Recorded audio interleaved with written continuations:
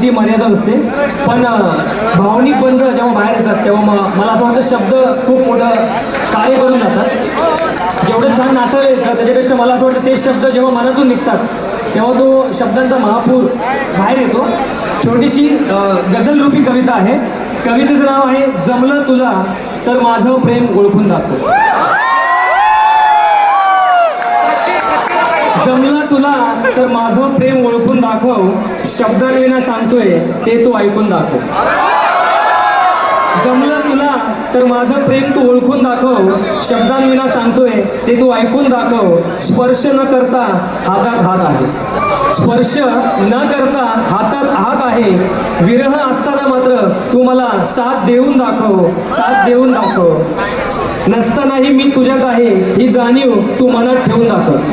नसतानाही मी तुझ्यात आहे ही जाणीव तू मनात ठेवून दाखव. स्मरशील का तू त्या पावसाच्या सरी, स्मरशील का त्या तू पावसाच्या सरी. आपल्या आठवणींना तू थोडंसं ओलं करून दाखव, तू थोडंसं ओलं करून दाखव.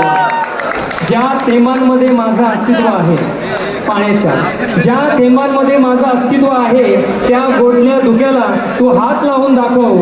तू मला पाहतेस असं मी मान्य करेन, तू मला पाहतेस असं मी मान्य करेन. तुझ्या श्वासात तू माझं नाव करून दाखव, तुझ्या श्वासात तू माझं नाव करून दाखव.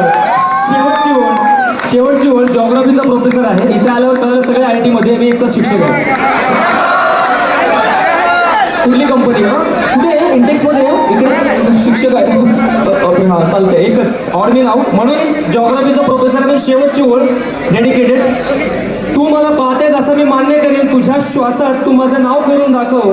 मनाच्या नकाशात जर असेल माझं स्थान, मनाच्या नकाशात जर असेल माझं स्थान तर तुझ्या देशाची मला राजधानी करून दाखव, तुझ्या देशाची मला राजधानी करून दाखव. जमलं तुला तर नक्कीच तू माझं प्रेम ओळखून दाखव, तू माझं प्रेम ओळखून दाखव. मला काय कळलं म्हणजे आवाज कोणाचा थँक्यू. कंटिन्यू. ओके धन्यवाद. स्टेज माझाच आहे.